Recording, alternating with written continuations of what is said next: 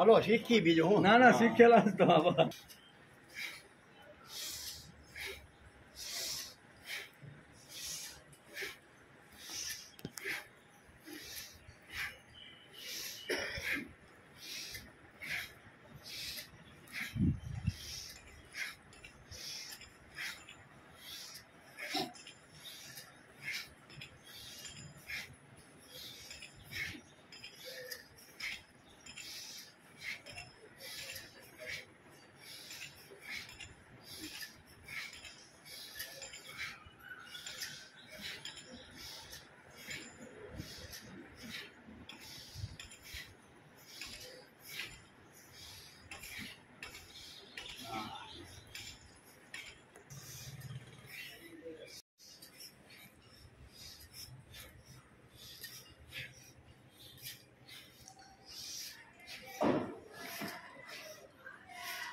આજે તારીખ 27/8/2025 આ અમારા વડીલો હરભોલે ફાર્મમાં યોગા કરી રહ્યા છે. ધન્યવાદ એને આપવામાં આવે છે. ખૂબ ખૂબ આભાર. જય હિન્દ, જય ભારત. આજનો ગણેશ ચતુર્થી મારા નમસ્કાર. ગણેશ ચતુર્થીની શુભકામના.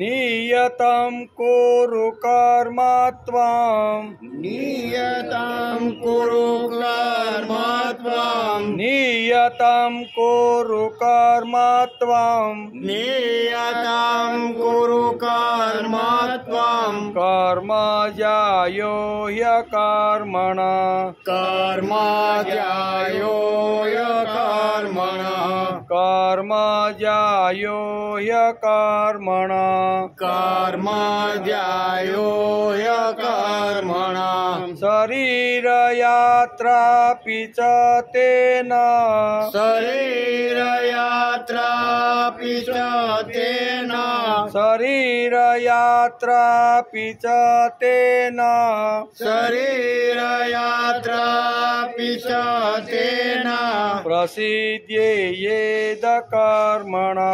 પ્રસિદ્ધયેદ કર્મણ प्रसिद्धयेद कर्मणः પ્રસિદ્ધયેદ કર્મણ नियतं कुरु कर्म त्वं कर्म जायो ह्यकर्मणः शरीर यात्रापि च तेन प्रसिद्ध्येद कर्मणः નિયતં કુરુ કર્મ ત્વં કર્મ જ્યાયો કર્મણ શરીર યાત્રાપિ ચ તેન પ્રસિદ્ધયેદ કર્મણ नियतं कुरु कर्म त्वं कर्म जायो ह्यकर्मणः शरीर यात्रापि च तेन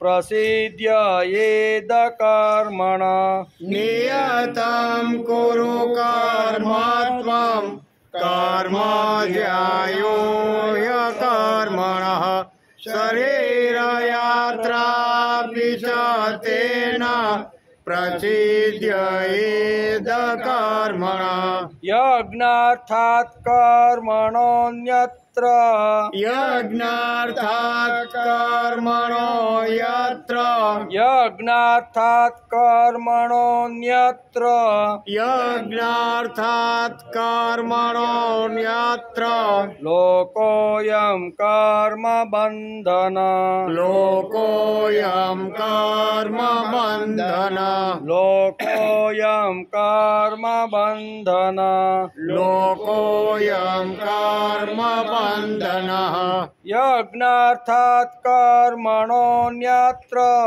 લોકોયમ કર્મ બંધન યથા કર્મણોન્યત્ર લોકોયમ કર્મ બંધનઃ તદર્થમ કર્મ કૌંતેય તદર્થ કર્મ કૌંતેય તદર્થ કર્મ કૌંતેય તદર્થ કર્મ કૌંતેય મુક્ત સંગ સમાચર મુક્ત સંગ સમાસર મુક્ત સંગ સમાચર મુક્ત સંગ સમાસર તદર્થમ કર્મ કૌંતેય મુક્ત સંગ સમાચર તદર્થ કર્મ કૌંતેય મુક્તમ સંગ સમાસર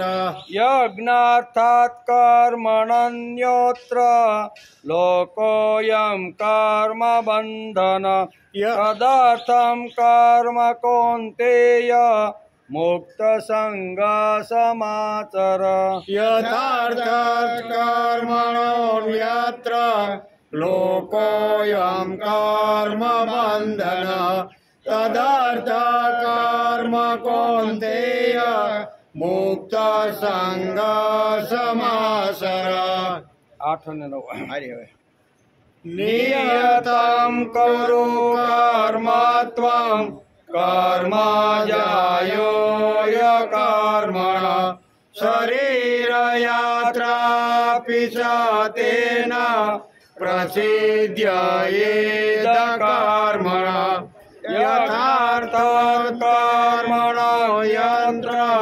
લોકોયમ કર્મ બંધન તદર્થ કર્મ કૌંતેય મુક્ત સંગ સમાસર મુક્ત સંગ સમાસર હરિ ઓમ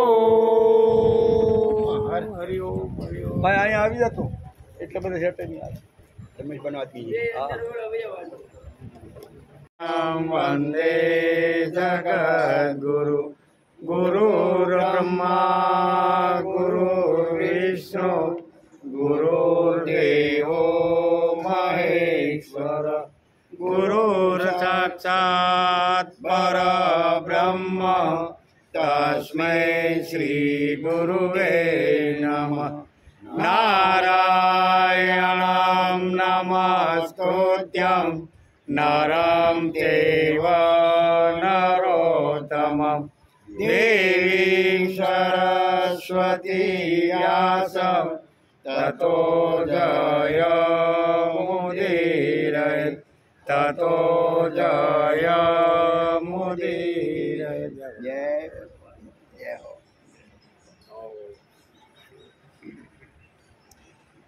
નિયતમ કુરુ કર્મ ત્વં કર્મ જાયો કર્મણ શરીર યાત્રાપિ ચ તેન પ્રસિદ્ધયેદ કર્મણ હવે તો આ શ્લોક મોટે થઈ બહુ પાકો થઈ ગયો ગયો હવે. મોટે થઈ ગયો છે ને બે- બધાને? બે- હવે ભૂલ ન પડે કોઈ કાંઈ નહીં, શનિવારે આપણે બોલાવીશું બધાને મોઢે. આજે શ્રીમદ ભગવદ્ ગીતા ચિંતન શરૂ થયો 160મો દિવસ. ગઈકાલે આપણે શ્રીમદ ભગવદ્ ગીતા અધ્યાય 3ના 8મા શ્લોકનો વિચાર કરતા હતા.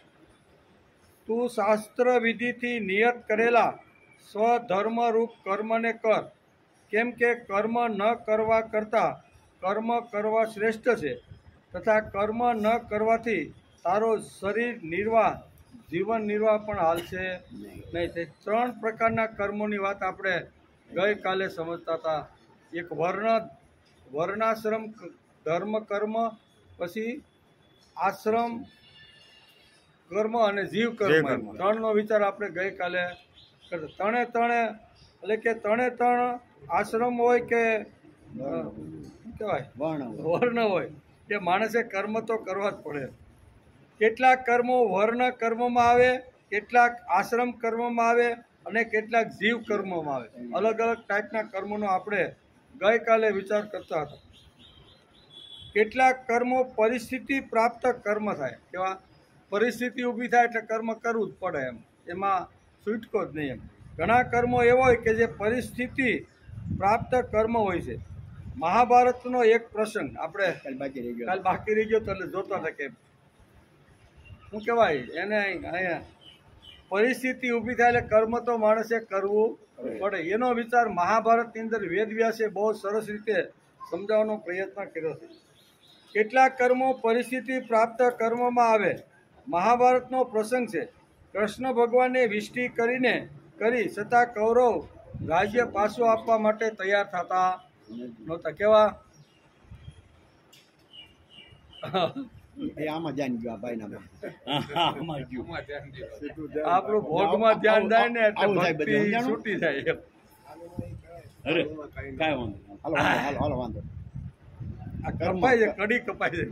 કર્મનો મહાભારતનો પ્રસંગ કરો. મહાભારતનો પ્રસંગ આપણે ઘણીવાર સાંભળ્યો પણ છે, પણ અહીંયા પરિસ્થિતિ જન્ય કર્મ કરવું જ પડે. પરિસ્થિતિ ઊભી થાય એટલે કર્મ માણસે કરવું પડે. બરોબર? તો એનો એક દ્રષ્ટાંત મહાભારતની અંદર બહુ સરસ રીતે વ્યાસે સમજાવવાનો પ્રયત્ન કર્યો છે કે બધી 12 વર્ષ વનવાસ અને એક અજ્ઞાત, આ બધું પૂરું થઈ ગયું.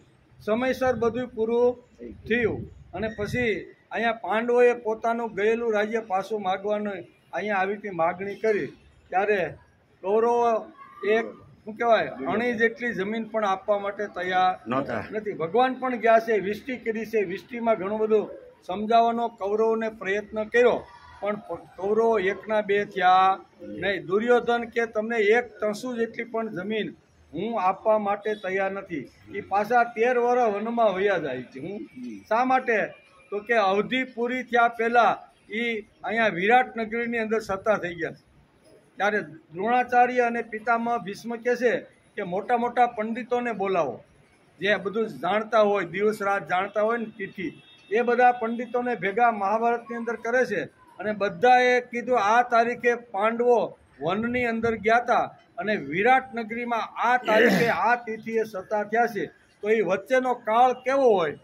બધા પંડિતો આવ્યા, વિદ્વાનો આવ્યા, ચોપડા ફોડી ફોડીને બધાએ જોયું અને પછી કહે છે કે ભાઈ અવધિ તો પૂરી થઈ ગઈ, માથે 1 દિવસ જતો રહ્યો છે. આ બધું પાકું હોવા છતાં દુર્યોધન 1 ઇંચ પણ જમીન આપવા માંગતો નથી. એવો પ્રસંગ અહીંયા આખો ઊભો થયો છે. એનો જ વિચાર આપણે કરતા રહેલા છીએ. તેથી મહાભારતનો પ્રસંગ છે. કૃષ્ણ ભગવાને વિષ્ટિ કરી છે છતાં કૌરવ રાજ્ય પાછું આપવા માંગતા નથી. મહાભારતનું યુદ્ધ ન થાય તે માટે પ્રયત્નની પરાકાષ્ઠા કૃષ્ણ ભગવાને કરી. કોઈ પણ રીતે મહાભારતનું યુદ્ધ ન થાય અને પાંડવોનું ગયેલું રાજ્ય પાછું એને હેમખેમ મળી જાય તો યુદ્ધ કરવાનું કોઈ કારણ નથી. એના માટે ભગવાન શ્રી કૃષ્ણે જેટલા પ્રયત્ન કરવાના હતા બધા પ્રયત્ન કરી જોયા. છેલ્લે એણે સભાની અંદર કીધું કાંઈ વાંધો નહીં, તમે આવી રીતનું કેવું રાજ્ય હસ્તિનાપુર તો હતું જ, ઇન્દ્રપ્રસ્થ, તમારે ઇન્દ્રપ્રસ્થ ન આપવું હોય તો કાંઈ નહીં, પણ 5 ગામડા તમે જો આપશો ને તો પણ પાંડવો, હું એના વતી કહું છું કે એ રોટલા રળી ખાય, પણ એ 5 ગામ આપવા માટે તૈયાર ન થયું. તેથી કે છે મહાભારતનું યુદ્ધ ન થાય તે માટે પ્રયત્નની પરાકાષ્ઠા કૃષ્ણ ભગવાને કહી છે. ઇન્દ્રપ્રસ્થ ન જ આપ્યું અને 5 ગામની વાત ભગવાને કરી તો 1 બુડી પણ જમીન આપવાની ના પાડી દીધી. છેવટે મહાભારતનું યુદ્ધ થયું. ત્યારે અર્જુન યુદ્ધ મેદાન છોડીને ભાગવા લાગ્યો. તે વખતે ભગવાને કહ્યું, શું થયું? યુદ્ધ નક્કી થઈ ગયું, બધા પરાકાષ્ઠા સમાધાન કરવા માટે અથવા પાછું રાજ્ય મળે એના માટે બધી રીતે બધા પ્રકારે આવી રીતના પ્રયત્નો થયા, પણ પ્રયત્નો બધા નિષ્ફળ ગયા અને અંતે યુદ્ધ આવીને ઊભું રહ્યું. અંતે છોડીને ભાગવા લાગ્યો.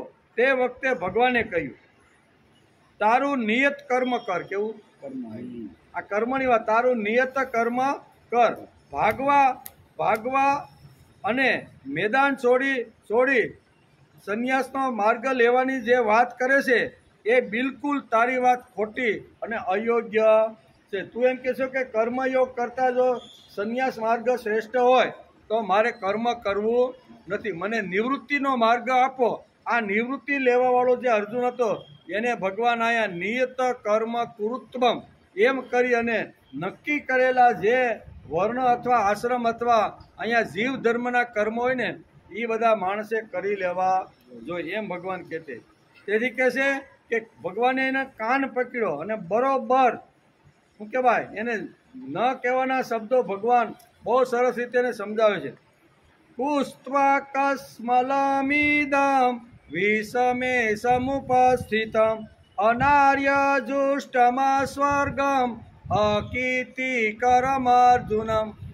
ભગવાન કહે છે રણ છોડીને ભાગવું ને એ તારા જેવા ક્ષત્રિયને શોભતું નથી. એમ કરીને એક ફટકો મારે છે, કેવો જોરદાર ફટકો એવો મારે છે કે એ કોઈથી સહન થાય. હું માર્યો કે કુત્તસ્વા કસ્મલમિદમ. હે અર્જુન, તારા જેવા સુરવીરને ક સમયે વિષાદ માટે અયોગ્ય એવી રણભૂમિમાં આવો મોહ તને ક્યાંથી ઉત્પન્ન થયો? આવો કચરો તારા મગજમાં ક્યાંથી ઘૂસી ગયો કે મારે હવે લડવું નથી? આ કચરો છે, આ કચરાને તું ફેંકી દે, બરોબર? અને કારણ કે આ મોહ શ્રેષ્ઠ પુરુષો હોય એ આવા મોહનું આચરણ કરતા. તું તો શ્રેષ્ઠ છો અને શ્રેષ્ઠ પુરુષો કોઈ દિવસ આવો મોહનું આચરણ કરતા નથી. આ મોહ સ્વર્ગ ન આપનારો અને યશ પણ આપનારો નથી. આ મોહ તને જે લાગ્યો ને એ તને સ્વર્ગ પણ નહીં આપે અને યશ અને કીર્તિ પણ આપશે નહીં. તેથી ભગવાન એનો કાન પકડી અને સમજાવવાનો પ્રયત્ન કરે છે કે ખરેખર માણસે નિયત કરેલું કર્મ કરવું જોઈએ.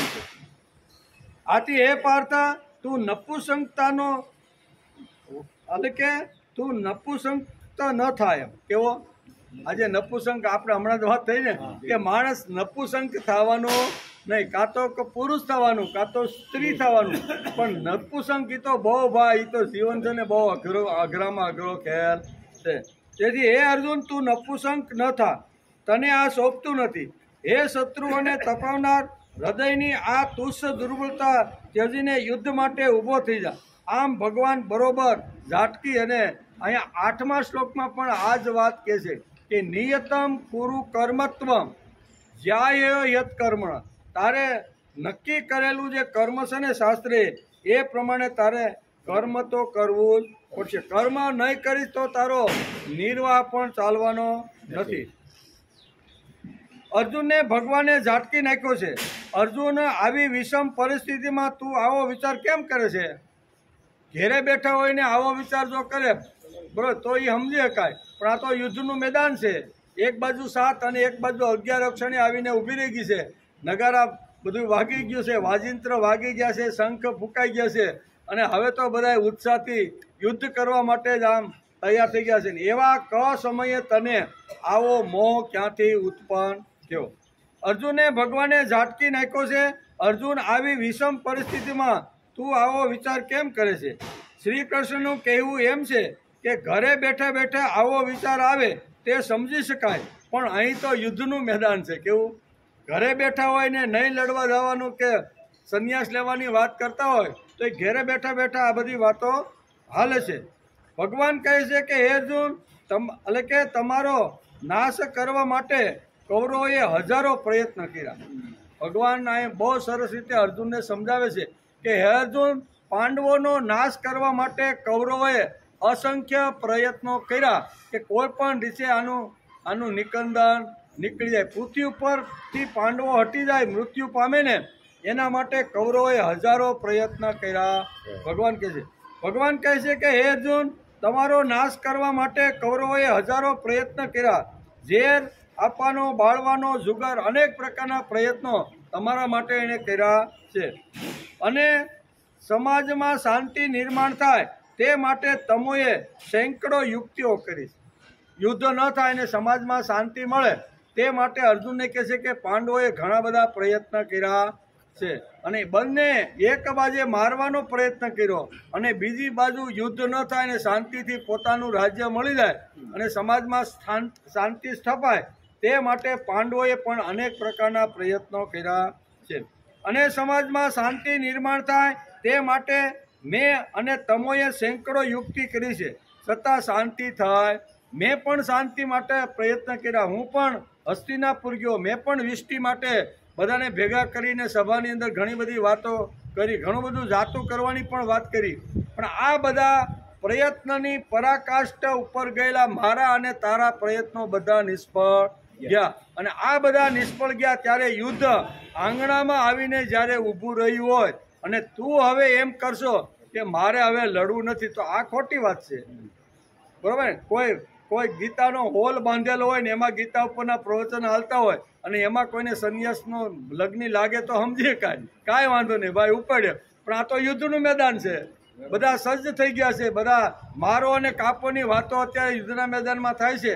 અને આવા સમયે તું જો એમ કે હવે મારે લડવું નથી, કર્મયોગ કરતાં સંન્યાસ યોગ જો શ્રેષ્ઠ હોય ને તો મારે સંન્યાસ ધારણ કરીને હિમાલયમાં તમારું જ નામ ભક્તિ કથા કરતા દિવસો મારે પૂરા કરવાના છે. ત્યારે ભગવાન કહે છે નિયમત્વમ, હે અર્જુન, અમુક કર્મો જે શાસ્ત્રકારોએ નક્કી કર્યા છે ને એ નક્કી કરેલા કર્મ તો માણસે કરવા જોઈએ. તું ક્ષત્રિયનો બચ્ચો છો અને ક્ષત્રિયના બચ્ચાએ ને માટે શાસ્ત્રકારોએ નક્કી કર્યું છે કે યુદ્ધ ઇઝ અ કલ્યાણ છે. કાં તો યુદ્ધમાંથી મરે અને કાં તો કોઈ યુદ્ધ જીતીને આવે. આ બે જ રસ્તા ક્ષત્રિયો માટે છે. તેથી આ બધી નિયત કરે.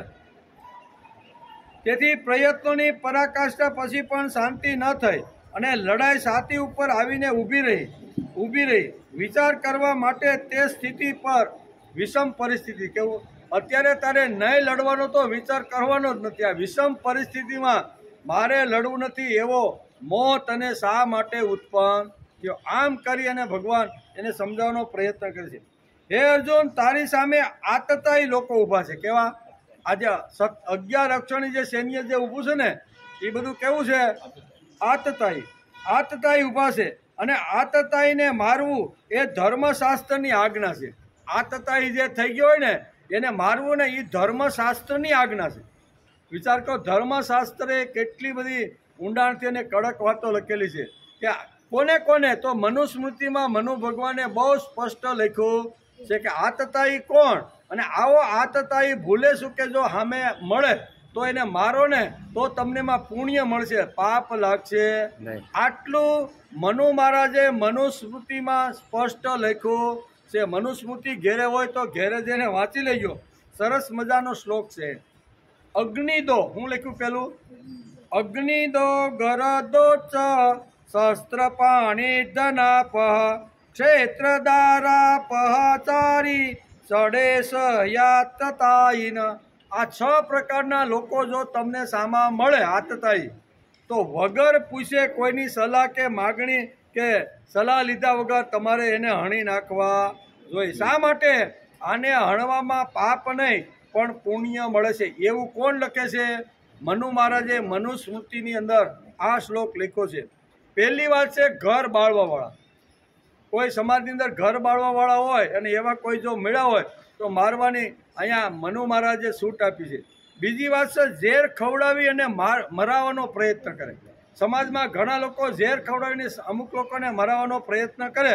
આવા જો આતતાઈ હોય તો એને વગર આવી રીતનો વિચાર કરે મારી નાખે. ત્રીજી વાત છે કે લોકોને મારવા માટે હાથમાં શસ્ત્ર લઈને ઊભા હોય. સામેવાળાનો બિલકુલ વાક ન હોય પણ એની સંપત્તિ પડાવવા માટે શસ્ત્ર હાથમાં લઈ અને સામાન્ય લોકોને ખરાબ મારવા માટે જો ઊભા હોય તો આવા લોકો જો સામા મળે તો આ આતતાઈ કહેવાય. અને આવા આતતાઈને મારવામાં પાપ લાગતું નથી. બીજું છે ધન લૂંટવાવાળા. કેવું? ધન લૂંટીએ કોઈ પણ રીતે ધન લૂંટવાનો પ્રયત્ન કરે છે તે. ચોથી વાત છે ખેતર જમીનનો કબજો કરવાવાળા. કેવા? આ મનુએ બહુ સ્પષ્ટ લખ્યું છે. ખેતી અને જમીન હોય એને આપણી જમીન ઉપર કોઈ કબજો કરી લે અથવા ગૌશાળા ગાયોની ધણસરની ખેતી ઉપર કોઈ કબજો કરી લે અને એ જો આવી રીતનું કરતો હોય તો એને મારવાની મનુ મહારાજે છૂટ આપી છે. આપણે આપતા નથી. મનુ મહારાજે મનુસ્મૃતિમાં લખ્યું છે કે આ બધા આતતાયું છે. કોણ? તો કે ઘર બાળવાવાળા, ઝેર ખવડાવવાવાળા, લોકોને મારવાવાળા, વાક વગર લોકોને મારી અને ધન સંપત્તિ લૂંટવાવાળા અને જમીન અને આવી રીતનો ખેતરનો કબજો કરવાવાળા, બીજાની સ્ત્રીને ઉપાડી જવાવાળા, કેટલા આ બધા આતતાઈ છે. અહીંયા જયદ્રથે શું કર્યું ભાઈ? જયદ્રથ છે જંગલની અંદર વિહાર કરવા માટે જતો હતો અને પાંડવો વનની અંદર પોતાનો વનવાસ ભોગવી રહ્યા હતા. દ્રૌપદી પાણી ભરવા માટે ગઈ તો રસ્તામાંથી ઉપાડી કે નહીં? બીજાની સ્ત્રીને ઉપાડી એનું હરણ કરી અને પોતાના ઘરમાં બેસાડવાનો જે લોકો પ્રયત્ન કરે છે ને, આ બધા આતતાઈઓ છે. કોણ બોલે છે? મનુ મહારાજ લખે છે. મનુ મહારાજે સરસ મજાનો આ શ્લોક લખ્યો છે કે આ જે છળ એટલે છ પ્રકારના આતતાઈઓ જો મળે ને તો ભૂલે સુકે પણ એને મારશો તો તમને પાપ લાગશે નહીં. તેથી હે ઉઠ ઊભો થા, અર્જુને કહે છે કે આ બધા આતતાઈ આમાં કોઈને કોઈ આ 6 માંથી પકડાઈ ગયેલા છે. કેવા? 6 માંથી કોઈને કોઈ પકડાઈ ગયેલા છે. 11 અક્ષરની સેના જે છે ને એમાં તો આ ડાઘ બધાને લાગેલો છે. તેથી ઉઠ ઊભો થા અને તું જો આ બધાને હણી નાખીશ ને, ડોકા કાપીશ ને, તો હું તને ગેરંટી આપું છું કે તને પાપ નહીં લાગે, નરકમાં નહીં જા અને તને પુણ્ય મળશે. આ મારી ગેરંટી છે. કોણ ગેરંટી આપે છે? વિશ્વપતિ, બરોબર, જે તમને ને મને જે સંભાળે છે, સૃષ્ટિનું જેને સર્જન કર્યું છે ને, એ ભગવાન અત્યારે અર્જુનને ગેરંટી આપે છે. તેથી કહે છે કે મનુસ્મૃતિમાં આતતાઈનમ આયંતે હત્યા દવાય વિચારેન. સામે આવા આતતીઓ મળે તો વિચાર કરવા પણ થોભશો નહીં. શું કહે છે? વિચાર કરવા માટે થોભ્યા વગર તેને મારવાની ધર્મશાસ્ત્રની આજ્ઞા છે. એ સિવાય તેમને માટે બીજો ઉપાય નથી. આને મારવા સિવાય ધર્મ રાજ્યની સ્થાપના થઈ શકે એમ નથી. બધા જ કંઈ ને કંઈ સપડાયેલા બધા છે, બધા આતતાઈઓ છે અને આતતાઈઓને હણવા એ પાપ નથી. આમ સ્પષ્ટ મનુસ્મૃતિની અંદર મનુ ભગવાને બહુ સરસ લખ્યું છે. માટે હે અર્જુન, આ પરિસ્થિતિ જન્ય કર્મ આવીને ઊભું રહ્યું. કેવું છે? અત્યારે પરિસ્થિતિ જન્ય કર્મ છે. કેવું? પરિસ્થિતિ જ એવી ઊભી થઈ છે કે હવે બંનેમાંથી એક પક્ષ પાછો હટી શકે એમ નથી. બધાને મોટી રીતે બધાને આમંત્રણો આપ્યા છે. બધા રાજાઓ પણ સજ્જ થઈને આવી ગયા છે. એટલે આવી પરિસ્થિતિની અંદર નક્કી થઈ ગયેલી જે બધી વાતો છે અને મેદાનની અંદર બધા લડવા માટે આવ્યા છે. તેથી હવે અહીંથી પાછું જવાય. આ પરિસ્થિતિ જન્ય કર્મ છે, બરાબર. આ પરિસ્થિતિ આખી હવે ઊભી થઈ ગઈ છે. કાં તો મરવાનું છે ને કાં તો મારવાનું છે. આના સિવાય નથી. એમ ભગવાન અહીંયા બહુ સરસ કહે છે. જીવન ઉન્નત કરીને વિકાસ સાધવાનો છે. એટલે કે સાધકના કંઈક કર્મો છે, તેમાં આજ્ઞા પાલન એ પ્રથમ કર્મ છે. શાસ્ત્રે જે કહ્યું છે તે આજ્ઞાનું પાલન કરવું જોઈએ. શાસ્ત્ર આપણે જે કહે ને એ બધી આજ્ઞાનું પાલન કરવું. જેને પોતાનો જીવન વિકાસ કરવાનો છે, જેને પ્રભુ સુધી પહોંચવાનું છે, જેણે પોતે આવી રીતના જ્ઞાનની ઉપાસના કરીને આવી રીતની પ્રાપ્ત કરી, એવા લોકોએ શાસ્ત્રએ માન્યા હોય એવા વિચારો કરીને સાંભળવાનો પ્રયત્ન કરવો જોઈએ. તેથી શાસ્ત્રે જે કહ્યું છે તે આજ્ઞાનું પાલન કરવું જોઈએ. સાધનાના રસ્તે ચાલવા માટે આપણે શું શું કરવું જોઈએ તે ખબર નથી. તેના માટે શાસ્ત્રની આજ્ઞાનું પાલન પ્રથમ કરવાનું. આપણને જો ખબર ન હોય તો આજ્ઞા કોની માનવાની? કદાચ આપણે વાત આપણને થાય કે હાલો આમાં તો આપણી કાંઈ સાથ ડૂબતી નથી, કર્મ કરવું કે નહીં કરવું, છોડીને ભાગવું કે આ સારું છે કે ખરી, એમાં જો કાંઈ આપણી સાથ ડૂબતી ન હોય ને તો શાસ્ત્રએ જે કર્મ કીધા છે ને એ પ્રમાણે કરવાનો પ્રયત્ન કરવો જોઈએ. આ બધી વાતો આપણે અહીંયા 8મા શ્લોકની અંદર નિયત નક્કી કરેલા જે કર્મ છે ને એ બધા કર્મની આપણે વાતો કરી. તેથી આ શ્લોકને આજે આપણે નમસ્કાર કરી. ફરીથી આપણે જ્યારે મળશું ત્યારે 9મા શ્લોકનો વિચાર કરીશું. પણ આજે ખૂબ જ મોટો આવી રીતનો ઉત્સવ અત્યારે આખા વર્લ્ડની અંદર, ભારતની અંદર તો છે જ, પણ ભારતની બહાર જે ભારતીય લોકો રહેતા છે ને એ પણ શું છે, ગણપતિ બાપા મોર્યાની ધૂન લગાડી અને આવી રીતનું કરે. તો એ પણ આપણે આજના પવિત્ર દિવસે થોડો ગણપતિ બાપાને પણ આપણે વિચાર કરી યાદ કરી લઈએ, બરોબર. તેથી પ્રથમ આપણે એને નમસ્કાર કરી લઈએ. વિઘ્નેશ્વરાય વરદાય સુરપ્રિયાય લંબોદરાય સકલાય જગદ્વિતાય નાગાનનાથ શ્રુતિયજ્ઞ વિભુ सीताय गौरीसुताय गणनाथ नमो नमस्ते गौरीसुताय गणनाथ नमो नमस्ते। ભગવાન ગણપતિનું ચરિત્ર એટલું બધું જબરજસ્ત છે, એ કાંઈ અડધી કલાકમાં કે પોણી કલાકમાં 1 કલાકમાં વર્ણન થઈ શકે ને। આટલા બધા ગુણોનો ભંડાર એટલે ગણપતિ। ગણ એટલે સમૂહ અને પતિ એટલે એનો મુખ્ય લીડર। દુનિયાની અંદર જેટલા ગુણો છે ને એનો લીડર કોણ છે? ગણપતિ। તેથી આજે ભાદ્ર સુદ ચોથ, બરાબર, ભાદ્ર સુદ ચોથના દિવસે આખા ભારતની અંદર બધી જગ્યાએ ગણપતિના ઉત્સવ માટેની બધી જગ્યાએ શેરી હોય, ગલી હોય, સોસાયટી કોઈ પણ હોય તો બધી જગ્યાએ આવી રીતની ભગવાનનું આહ્વાન કરી અને અહીંયા શું કહેવાય 14 આવે ત્યાં સુધી આનંદ ચૌદશ આવે ત્યાં સુધી આપણે એની પૂજા પાઠ જે કાંઈ કરવાની બધા આપણે શા માટે કરવાનું? તો થોડોક એનો વિચાર કરી લઈએ કે આટલો મોટો ઉત્સવ ભારતીય સંસ્કૃતિની અંદર હજારો ગામડાઓની અંદર કરોડો લોકો આવી મન મૂકીને ગણપતિની જે સ્થાપના કરીને ઉત્સવ ઉજવે છે, તો એની પાછળનો હેતુ શું છે? શા માટે આટલા બધા ઉત્સવનું મહત્વ છે? આટલા 10 દિવસ સુધી અમારે ભગવાનને આવી રીતે સાધના આરાધના જે કરવાની, તો એ વિચાર કરી લઈ। આજે ભાદ્રપદ સુદ ચતુર્થી એટલે ચોથ, આ દિવસ એટલે કે મહાસિદ્ધિ વિનાયક એટલે કે ગણપતિનો દિવસ કહેવાય છે। આ દિવસ કોનો છે? ગણપતિનો દિવસ। સંસ્કૃતિ એટલે સમ્યક કૃતિ। વિશ્વ નિયંતાએ નિર્માણ કરેલી અનંત કૃતિઓમાં શ્રેષ્ઠમાં શ્રેષ્ઠ જો કોઈ કૃતિ હોય તો માણસની। બધા 84 લાખ યોનિની અંદર અલગ અલગ પ્રકારે ભગવાને બધાને જન્મ આપ્યો છે, પણ બધામાં શ્રેષ્ઠ કોઈ જો યોનિ હોય તો એ મનુષ્ય યોનિ છે। એ મનુષ્ય યોનિ છે। આ પ્રશ્નનો ઉત્તર શોધતા મનુષ્ય ગૌરવનું બિરુદ મેળવશે। તેથી ભગવાને પણ ગીતામાં કીધું છે કે મમે વાંસો જીવલોકે। આ જીવલોકની અંદર મારો જ અંશ દરેક માણસની અંદર આવીને વસેલો। મમે વાંસો જીવલોકે જીવભૂત સનાતન। શું કીધું? જીવભૂત સનાતન। આ માનવ માત્રની અંદર એના હૃદયમાં આવી અને હું વસેલો એ ભગવાન પોતે જ ગીતામાં મમે વાંસો કહીને ભગવાન પોતે જ કહે છે।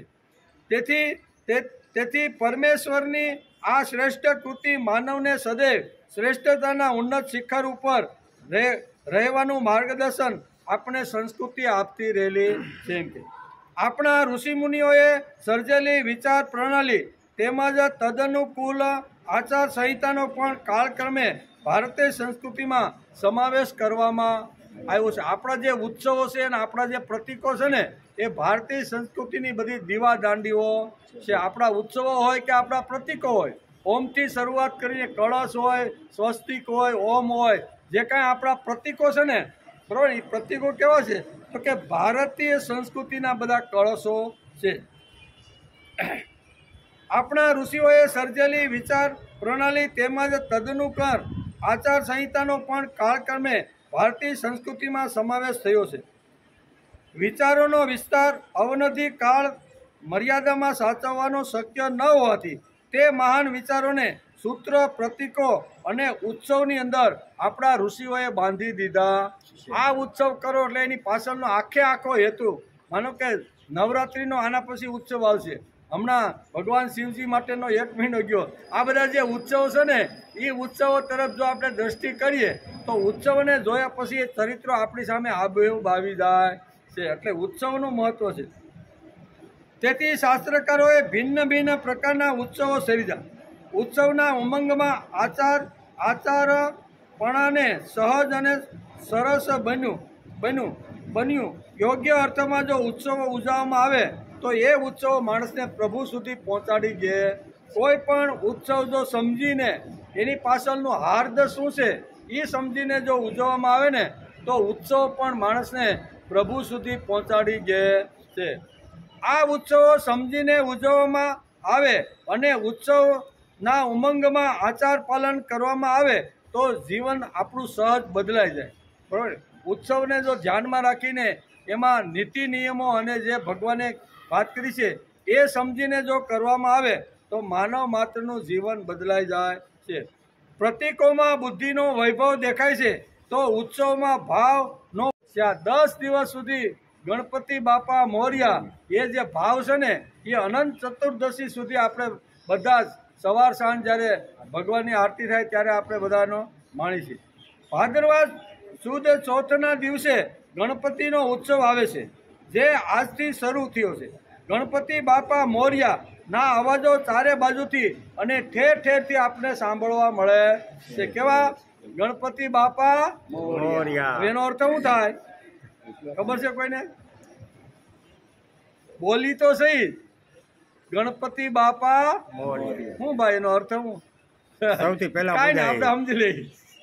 ગણપતિ બાપા મોર્યાના નાદ શેરી ગલી કે સોસાયટીમાં ક્યાં પણ મંદિર ભગવાનને બેસાડવામાં આવે ને ત્યારે આવા વાજતે ગાતે ભગવાનનું સ્મરણ કરતા કરતા નારા બોલાવતા બોલાવતા આપણે ભગવાન ગણપતિને એના સ્થાન ઉપર બેસાડીને આપણે એની પ્રતિષ્ઠા કરીએ છીએ. તો ઠેર ઠેરથી ગણપતિ બાપા મોર્યાનો અવાજ આપણા કાન સાથે અથડાય છે.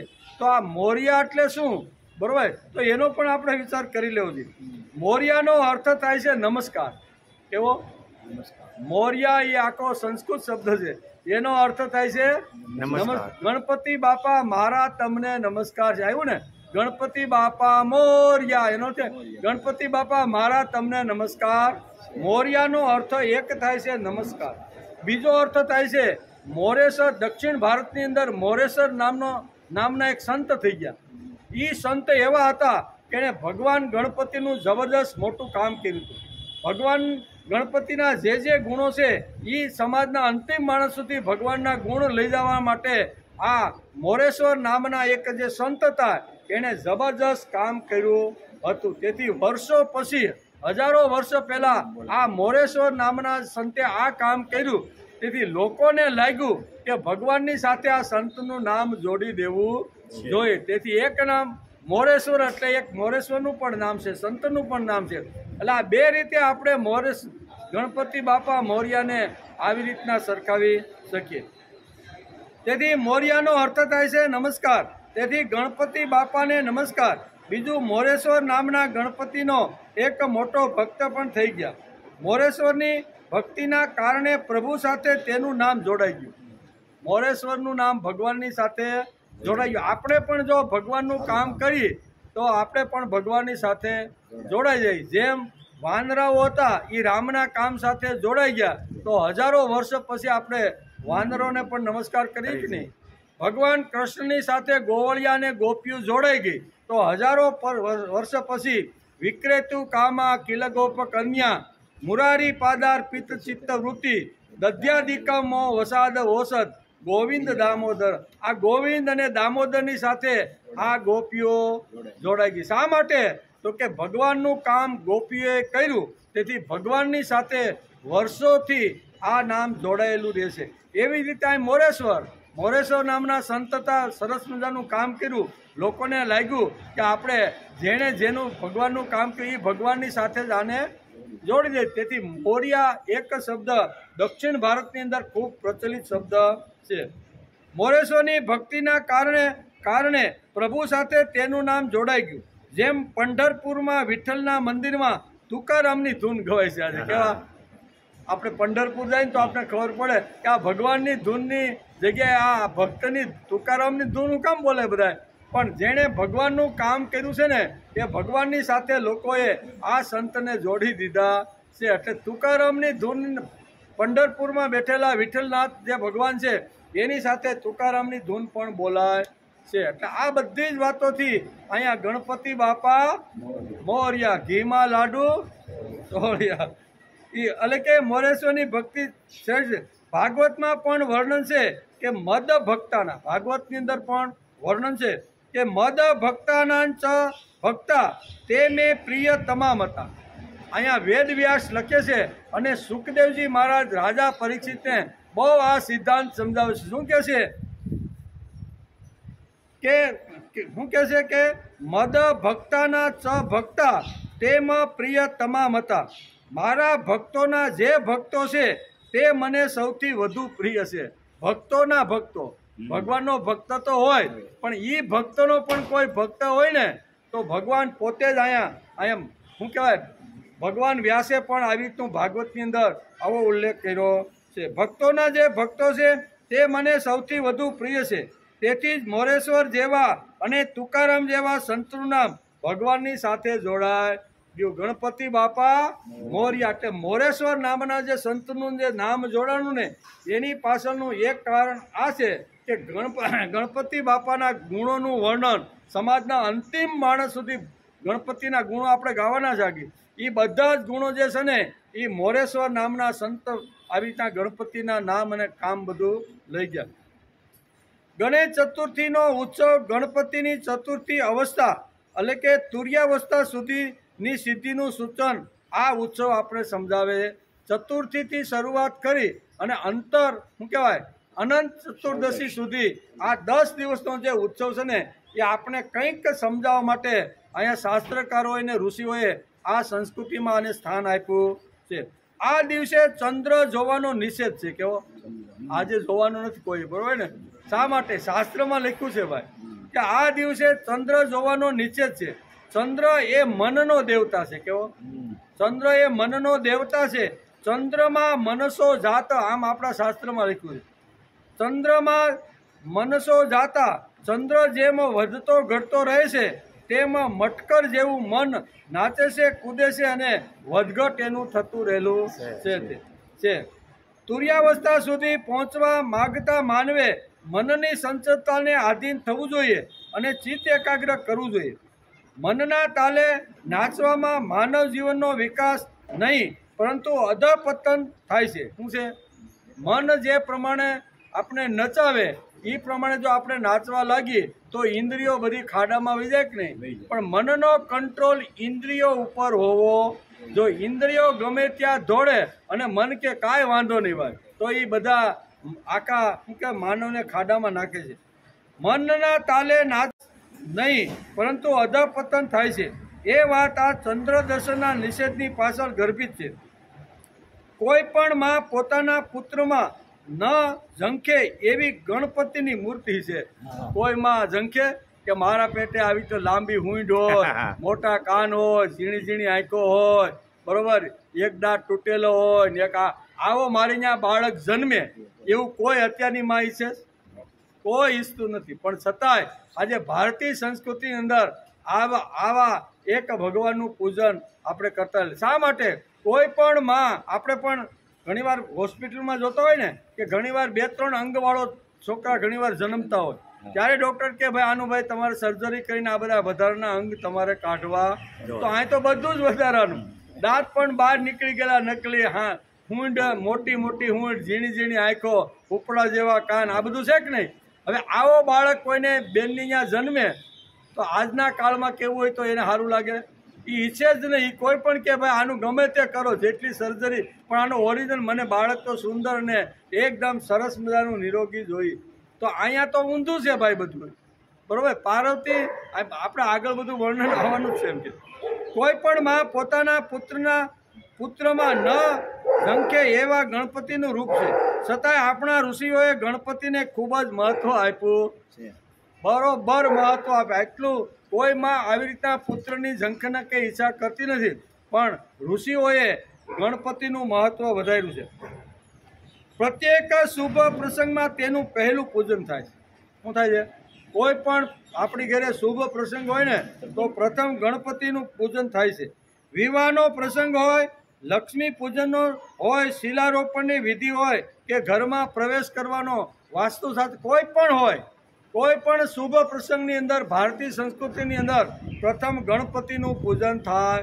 ગણપતિના પૂજન વગર કોઈ પણ કાર્ય પૂર્ણ થતું નથી. તેથી ગણપતિનું મહત્વ છે એટલે આપણે સમજવાનો પ્રયત્ન કરવાનો છે. પણ શુદ્ધ સોચ એટલે ગણપતિ ઉત્સવનો મહિમા આજથી શરૂઆત થાય છે. 10 દિવસ સુધી આપણે બધા એમના ગુણગાન ગાવાના છે. એનો વિચાર અત્યારે આપણે કરતા રહેલા છે.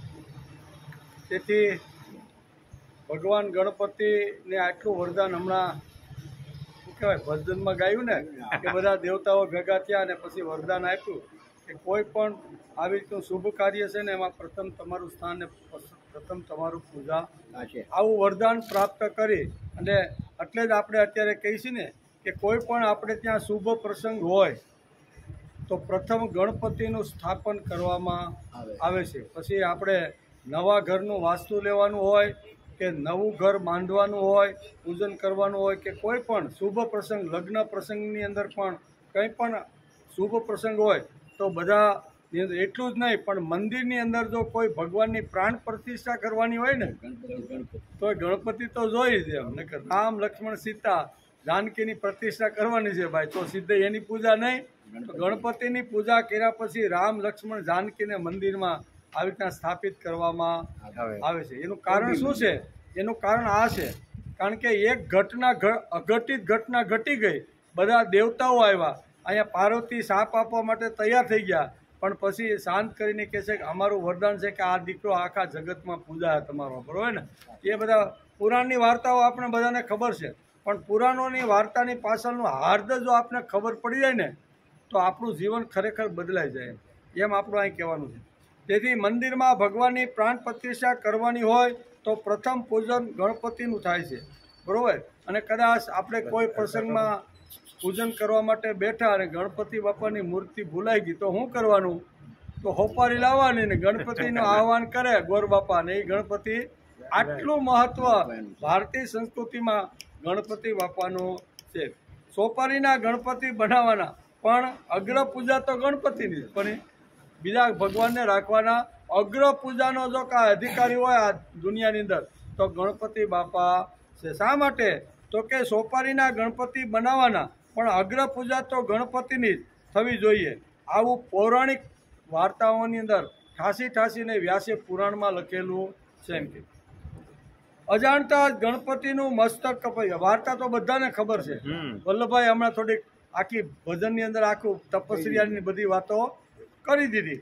અજાણતા જ ગણપતિનું શીર્ષ કાપી નાખ્યું, અને કાપી નાખ્યા પછી પાર્વતીને પ્રસન્ન કરવા શિવજી પાર્ષદોને સાથે લઈ અને કોઈનું મસ્તક લેવા માટે જાય, શોધખોળ કરે.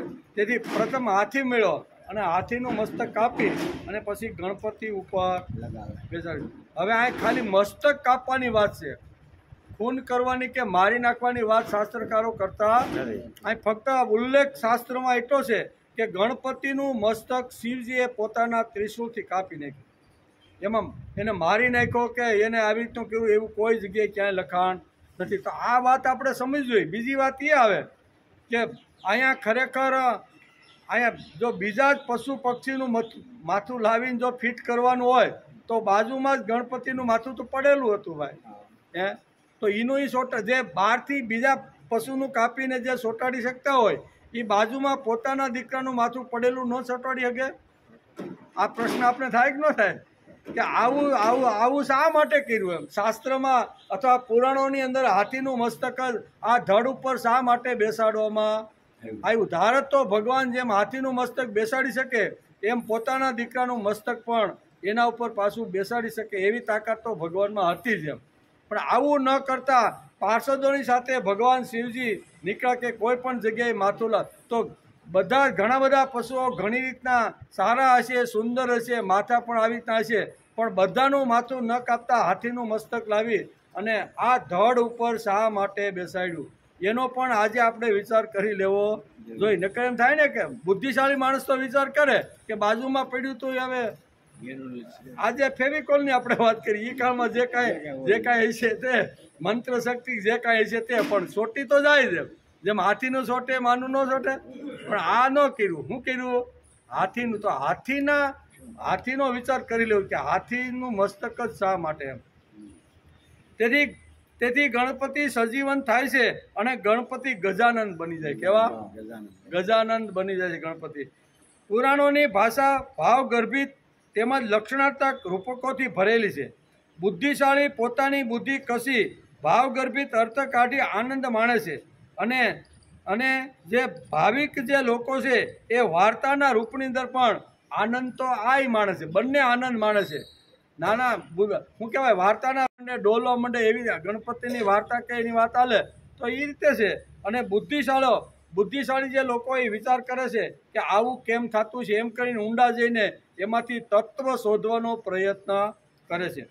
ગણપતિનું મસ્તક હાથીનું છે. અન્ય કોઈ પ્રાણીનું મસ્તક ન મૂકતા હાથીનું મસ્તક ધડ ઉપર શા માટે મૂકવામાં આવ્યું? આ એક આગવી વૈશિષ્ટ્ય છે.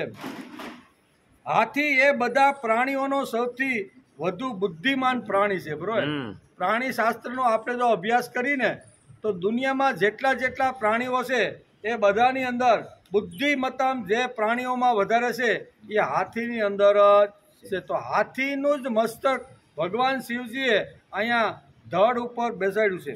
તો એને પણ સમજી લઈએ. હાથી એ બધા પ્રાણીઓમાં સૌથી બુદ્ધિમાન પ્રાણી છે. મહાન જીવનની ઊંચાઈ પર રહેલા શિખરોને આંબવાનો પ્રયત્ન કરનાર તત્વવેતા બુદ્ધિમાન હોવો જોઈએ. તેથી મસ્તક હાથીનું લગાડ્યું. સમાજનું જેને શું કહેવાય, સમાજનું જેને હેન્ડલ કરવાનું છે, રાષ્ટ્રનું જેને હેન્ડલ કરવાનું છે, રાજ્યનું જેને હેન્ડલ કરવાનું છે, પછી સુરત હોય કે સોસાયટી હોય કે આપણું ઘરનું હેન્ડલ કર, જે તત્વવેતા જે નેતા છે ને એ કેવો હોવો જોઈએ? જે સંચાલન ઘરથી માંડી અને રાષ્ટ્રથી ઉપર આખા વિશ્વના જે આખી યુનો છે ને એના જો લીડર જો બનવાનું હોય ને તો જે બનનાર જે નેતા કે તત્વવેતા છે એની પરાકાષ્ઠ ઉપર ગયેલી બુદ્ધિ હોવી જોઈએ. બુદ્ધિ વગરનો માણસ સંચાલન કરી શકે નહીં. તેથી અહીંયા હાથી છે ને એ પ્રાણીઓની અંદર બુદ્ધિમાં શ્રેષ્ઠ જો કોઈ પાસે બુદ્ધિ હોય તો એ હાથીની બુદ્ધિ છે. તેથી અહીં કહે છે કે કોઈ પણ શિખરને આંબવાનો જો પ્રયત્ન કરવાનો હશે તો તત્વવેતા હોય કે નેતા હોય તેણે પોતે બુદ્ધિમાન હોવું જોઈએ. બુદ્ધિ વગરનો નેતા એ સમાજને ખાડામાં નાખી દે છે. બુદ્ધિ વગરનો પ્રમુખ હોય તો સોસાયટી આખીને ડૂલ કરી નાખે છે. તેથી અહીં કહે છે કે જેને સંચાલન કરવાનું છે, જેને નેતા થવાનું છે, જેને તત્વવેતા થવાનું છે ને એની પાસે આવી હાથી જેવી બુદ્ધિ એની પાસે અપેક્ષિત છે. તેથી અહીંયા બીજા કોઈનું ધડ ઉપર માથું ન મૂકતા અહીંયા હાથીનું ધડ ઉપર મસ્તક મૂક્યું. એનું કારણ હાથી બુદ્ધિમત્તા આવી રીતનો જેમ હનુમાનજી બુદ્ધિમત્તા વરિષ્ઠ છે ને જેમ હાથી પણ હાથીની જે આખી નાત છે ને ઓલી પશુની એની અંદર બુદ્ધિનું આ પ્રતીક છે. તેમજ સમાજને યોગ્ય ધોરણી આપી સાચા રાહે ચડાવવાની અભિલાષા રાખનાર નેતા પણ શ્રેષ્ઠ બુદ્ધિમાન હોવો. જે સમાજને આગળ લઈ જવાનો છે ને એ ગમે તેવો નેતા હાલે નહીં. ભાવનામાં આવે એવો નેતા ન હાલે. ભાવનામાં આવીને પોતાના છોકરાને પોતાના સગા સંબંધીને બધાને નોકરીને ધંધે ચડાવીએ કે નહીં. ઘણીવાર આપણું સમાજનું અધપતન થાય, રાષ્ટ્રનું અધપતન થાય. એનું કારણ શું છે? નેતા એક આવી ગયો દિલ્હીમાં અને એ પછી પોતાના સગા સંબંધીનો જ વિચાર કરે કે મારા સગાને આ ખુરશી આપો, મારા સગાને આ ધંધો કરાવી, એમ કરીને હાલે નહીં, અક્કલ વગરના હોય એવા સગા સંબંધીને પોતાના દીકરાઓને સત્તા ઉપર જો એ નેતા બેસાડી જાય તો શું થાય? રાષ્ટ્રનું સત્ય શું કહેવાય નિકંદન નીકળી જાય. અને એવું આપણે અનુભવ્યું છે. બિહારની જે રાજસત્તા છે ને એમાં આખો આ જ ઘટના બધો પરિવાર જ બધો અક્કલ હોય કે ન હોય પણ એને બેહાડો ખુરશી ને દ્યો એને મોટી સત્તા ને દ્યો મોટું આવી રીતનું એમ થાય તો હાલે, એમ થાય તો હાલે નહીં. તેથી અહીંયા આપણી ભારતીય સંસ્કૃતિમાં ઋષિઓએ વિચાર કર્યો કે કોઈ પણ નેતા કોઈ પણ તત્વવેતા જે છે ને એ બુદ્ધિમાન જ હોવો જોઈએ. તો જ આખા રાષ્ટ્રનો સમૂહ હોય કે ઘરનો કુટુંબનો કે સોસાયટીનો હોય ને તો જ એ સમાજને આગળ લઈ જાય છે. તેથી કહે છે કે આ અભિલાષા છે. વળી હાથીના જીવનમાં હાથી કેવો છે? તેજસ્વી. આપણે બધાને ખબર છે. ઘણા પ્રસંગો પણ આપણે પુરાણમાં ઘણીવાર આપણે સાંભળતા હોઈએ કે માવત કોઈ દિવસ ઘણીવાર આડાહવળો હાથી હાલતો હોય, કયું ન કરતો હોય તો અંકુશ લઈ અને 2-4 મારીને 2-4 ગાળો આંતે બધું ઘણું કરે છે. હાથીને કરે, જેને અભ્યાસ કરવો એ કરી લ્યો. ત્યારે હાથી તો તેજસ્વી છે ભાઈ. એને કોઈ ગમે તેવી વાત ગમે તેમ આવી રીતનું દાટવા માંડે તો એ એનાથી સહન થતું નથી. તેથી એનો માવત 2 કલાક પછી ખવડાવવા આવે ને તો એ ખાતો નથી. પણ કૂતરો હોય તો આજે ધોકો મારી 2 કલાક પછી પાછો ગલું ગલું કરો તો આવે કે નહીં?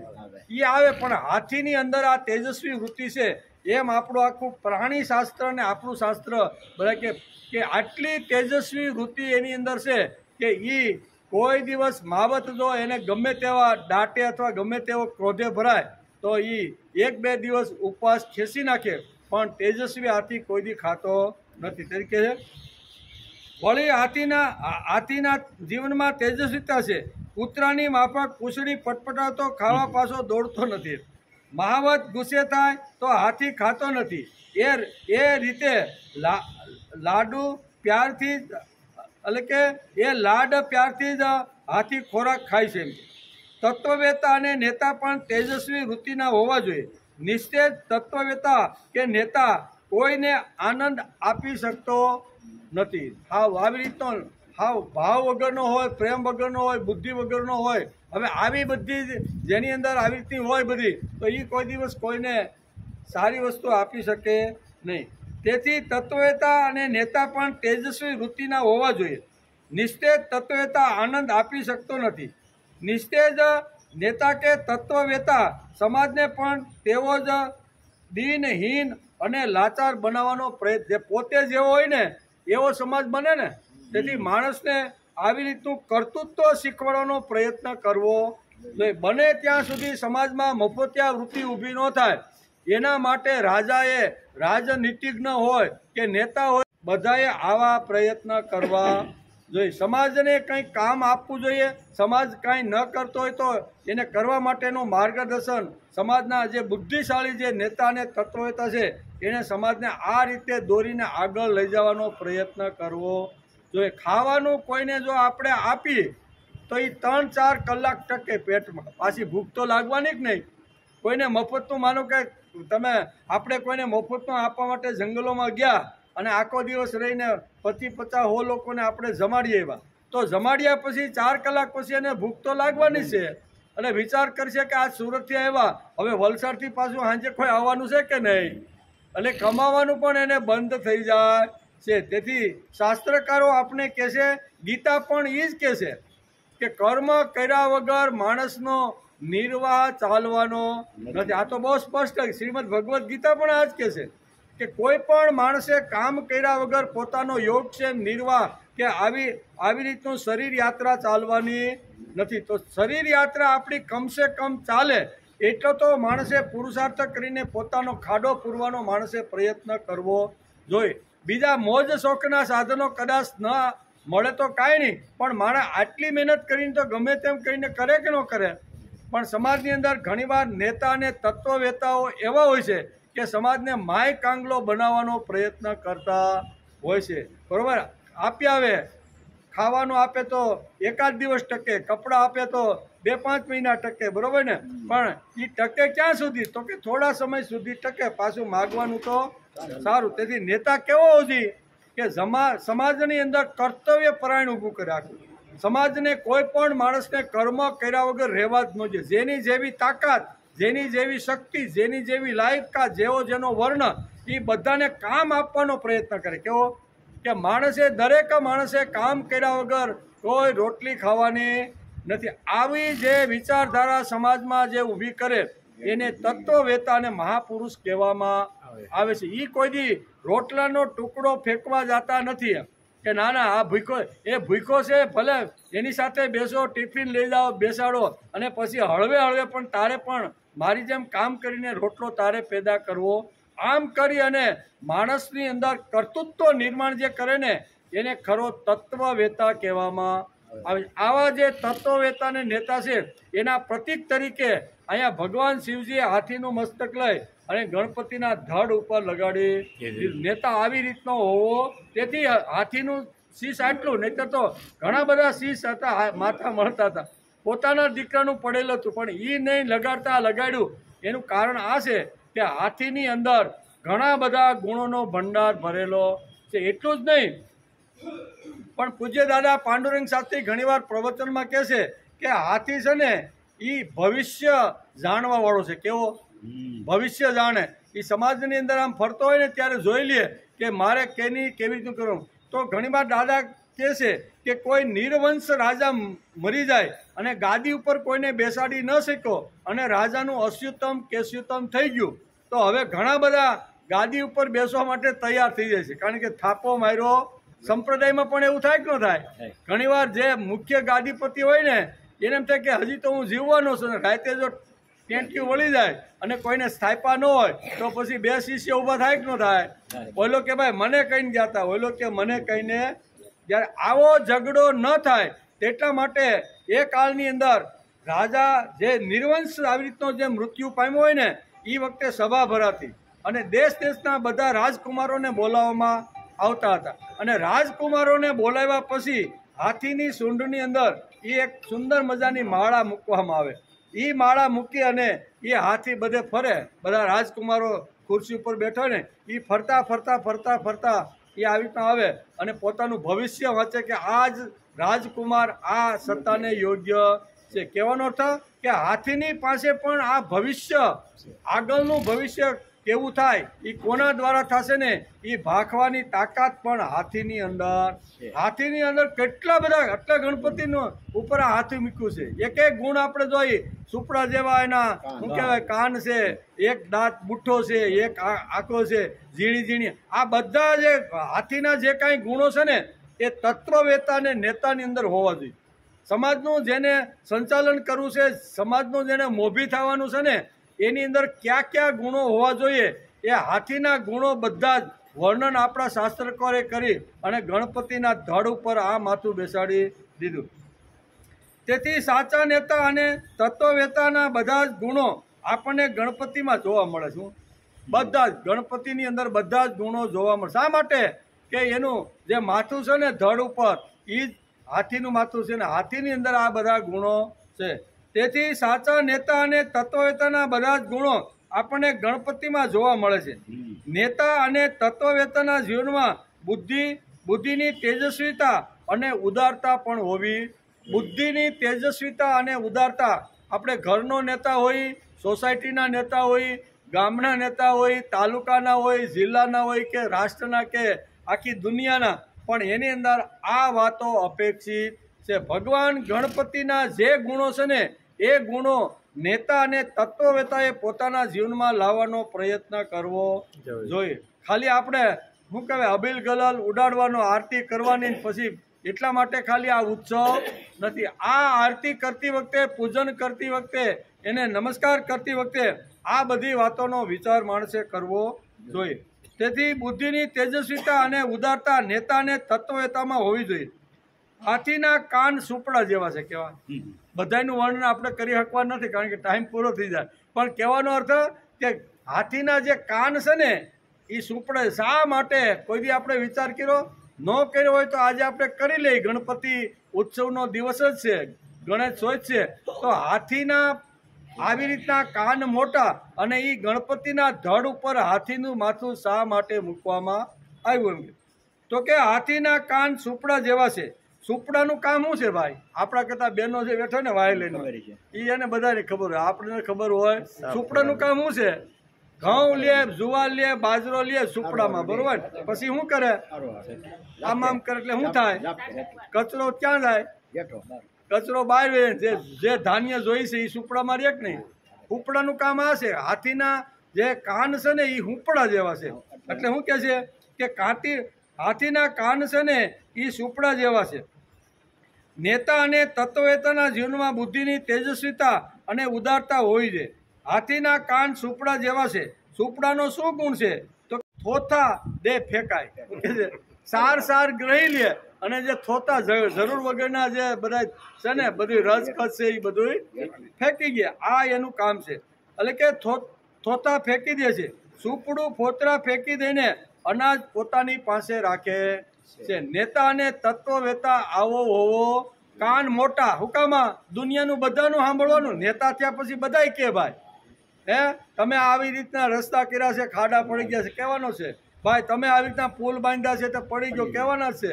ઘણા કે તમે આવું શિક્ષણ ઊભું કર્યું છે એટલે કે આવા બધા છોકરાઓ બંદૂકો લઈને હવે નિશા. તમે કોને કે કોને? બધું નેતાને જ કે. નેતાને સાંભળવું પડે. નેતાએ મોટા કાન રાખવાના. કેવા? મોટા કાન. સારું પણ સાંભળવા ઘણીવાર મળે અને ઘણીવાર ખરાબ પણ સાંભળવા. બંનેની વાતો મોટા હુપડા જેમ હાથીના કાન છે ને એ કાન દ્વારા બધું જ એને ગ્રહણ કરી લેવાનું છે. ગ્રહણ કર્યા પછી એ બુદ્ધિથી વિચાર કરે કયું રાખવાનું અને કયું ફેંકવાનું. સુપડાની જેમ સુપડાનું કામ શું છે?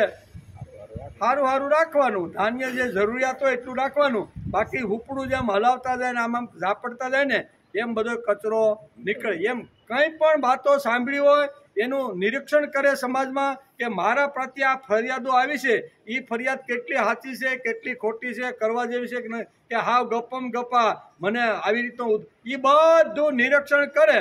અને નિરીક્ષણ કર્યા પછી એને લાગે કે આ વસ્તુ કરવા જેવી છે તો એને કરે, અને ન કરવા જેવી હોય તો હુપડામાં જેમ કચરો ફેંકાય છે એમ એને હાથીના આ જે કાન છે ને એ આપને આ સૂચન કરે છે કે આપણે ઘરના નેતા તો ખરા જ ને, હે આપણે કાંઈ મોટા કદાચ નેતા ન હોય તો કાંઈ નહીં, પણ ઘરના નેતા ઘણા, ઘરવાળી કાંઈ કહેતી હોય, પુત્રવધુ કાંઈ કહેતો હોય, છોકરોવાળી બીજું કાંઈ કહેતો હોય, પોત્રવાળી કાંઈ કહેતો હોય, ફરિયાદ બધે ચારે બાજુથી સાંભળવાની. અને સાંભળ્યા પછી એને નિર્ણય કરવાનો છે કે હવે આમાં મારે શું કરવાનું છે. એટલે સાંભળવાનું બધું, કાન હાથી બધાનું સાંભળે પણ પછી હુપડાની જેમ.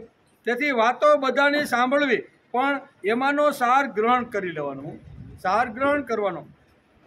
બાકીની વાતો ફોતરાની જેમ ફેંકી દેવાની. હાથીના મોટા કાન ઉત્કૃષ્ટ શ્રવણ ભક્તિ પણ સમજાવે છે. બીજો એક સિદ્ધાંત અહીં શાસ્ત્રકારો ઋષિઓએ લખ્યો છે કે ઉત્કૃષ્ટ શ્રવણ, સારામાં સારું શ્રવણ હું સાંભળી શકું એટલા માટે ભગવાને મોટા કાન અહીં આપ્યા છે. કે હાથીના મોટા કાન ઉત્કૃષ્ટ શ્રવણ ભક્તિ પણ સૂચવે છે. આપણે ત્યાં બહુ શ્રુત માણસોની કિંમત છે, બોલવાવાળાની કિંમત નથી. ભારતીય સંસ્કૃતિને જે વધારેમાં વધારે સાંભળી શકતો હોય ને એની શાસ્ત્રકારોએ કિંમત કરી છે. બોલવાવાળાની કિંમત છે એના કરતાં 1000 ગણી સાંભળવાવાળાની કિંમત છે. ગણપતિની ગણપતિની હાથી જેવી ઝીણી ઝીણી આંખો છે. કેવી? બધું આ બધા એના જે અંગ છે ને એ એક એક અંગનો વિચાર કરીને તો 2 દિવસ પાછા વહી જાય. પણ આપણે જરીક જોઈ લઈએ કે ભાઈ આ ગણપતિના ઉત્સવની અંદર આપણા ઋષિઓએ અહીંયા ધડની અંદર હાથીનું જ મસ્તક શા માટે બેસે? આવી પુરાણોમાં વાર્તાઓ લખીને આપણે શું સમજાવવા માગે છે પુરાણ? તો પુરાણ આપણે આ બધું સમજાવવા માગે છે કે નેતા અને તત્વવેતા કેવી રીતનો હોવો જોઈએ. ગણપતિની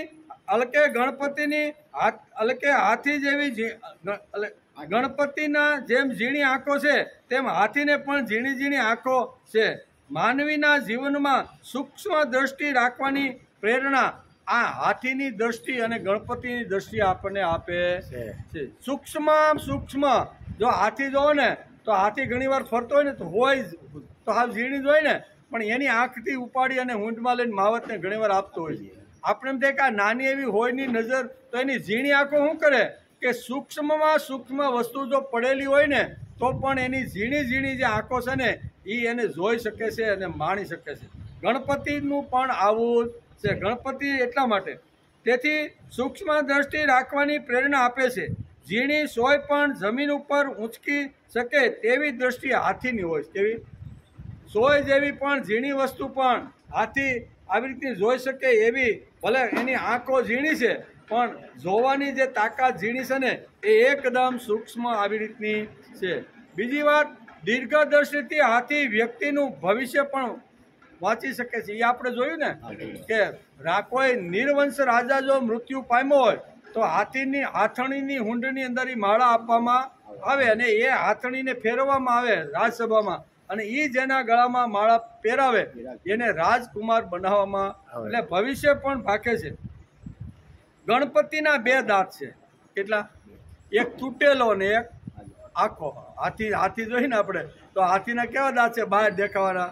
2. એક આખે આખો છે અને એક અડધો છે. બરોબર ને? કે ગણપતિના 2 દાંત છે, એક આખો અને એક અડધો છે. આખો દાંત શ્રદ્ધાનો છે. કેવો? માણસની ભગવાન પ્રત્યેની પૂર્ણ શ્રદ્ધા હોવી જોઈએ. એક ગણપતિનો એક આખો દાંત માનવ સમાજને સૂચન કરે છે. એટલે કે આખો દાંત અડધો, એટલે કે આખો દાંત શ્રદ્ધાનો છે અને તૂટેલો દાંત મેઘાનો છે. કેવો? મેઘા એટલે થોડી ઘણી બુદ્ધિ ઓછી વધતી હોય પણ શ્રદ્ધા માણસને પૂર્ણ હોવી જોઈએ.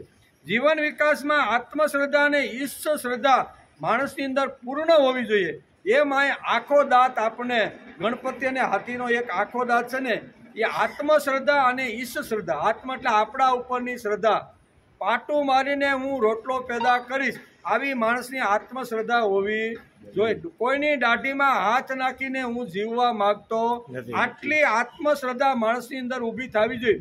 એટલું જ નહીં, હું કામ કરું છું એટલે ભગવાન 100% મને મારો યોગક્ષેમ ચલાવવાના છે આટલી ભગવાન ઉપરની શ્રદ્ધા પણ મજબૂત હોવી જોઈએ. આત્મશ્રદ્ધા અને ઈશ શ્રદ્ધા એ આખો દાંત ગણપતિ અને હાથીનો આપણે આ સૂચન કરે છે. તેથી ગણપતિને 4 હાથ છે. ઘણું બધું છે. ગણપતિને કેટલા હાથ છે? ગણપતિને 4 હાથ છે. એક હાથમાં અંકુશ હથિયાર આપણે કહીએ ને, જેમ માતાજીના હાથની અંદર જે તલવાર હોય, ભગવાનના હાથમાં ચક્ર હોય, રામના ખભામાં ધનુષ હોય, જેમ કોઈ પણ આવી રીતના જે મહાન નેતાઓ કે તત્વવેતાઓ આવ્યા છે ને એના હાથમાં હથિયાર તો હોય ને હોય જ. ગણપતિના હાથમાં શું છે?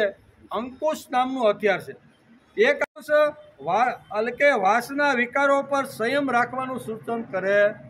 અંકુશ શું કે છે ભાઈ? અંકુશ રાખવાનો ભાઈ. અત્યાર સુધી ખૂબ જીવા, ખાધું પીધું, મોજ કરી ને, હવે ઇન્દ્રિયો પર તમારે સંયમ અને અંકુશ રાખવાનો છે. ગણપતિના 4 હાથ છે. 4 હાથમાં અલગ અલગ અહીંયા આવી રીતના વસ્તુઓ છે. તો પહેલા હાથમાં અંકુશ છે. અંકુશ આપને સંયમનું શાસ્ત્ર, સંયમનું જ્ઞાન સમજાવે છે. અંકુશમાં વિકારો પર સંયમ જરૂરી છે એવું સૂચન કરે છે. બીજા હાથમાં પાસ. કેવું? બીજા હાથમાં પાસ. જરૂર પડતા ઇન્દ્રિયોને પણ શિક્ષા કરવાનું. જરૂર પડતો ઇન્દ્રિયોને પણ થોડી ઘણી શિક્ષા. ભાઈ આ તને ખાવા નહીં મળે, મોઢાની ઇન્દ્રિયને કહી દે હું કે આજ ભાઈ તે બરોબર આવી રીતનું કામ કર્યું છે ને એટલે તને ખાવા મળશે. એટલે એને કહે છે કે ગણપતિનો જે બીજો હાથ છે એ પાસ છે. જરૂર પડતા ઇન્દ્રિયોને પણ શિક્ષા કરવાનું સામર્થ્ય પણ આ પાસની અંદર છે. ત્રીજા હાથમાં છે મોદક. એ તો બધાને ગમે. મોદક તો ખાવાના જ હોય. મોદક બધાને ગમે. ત્રીજા હાથમાં છે મોદક.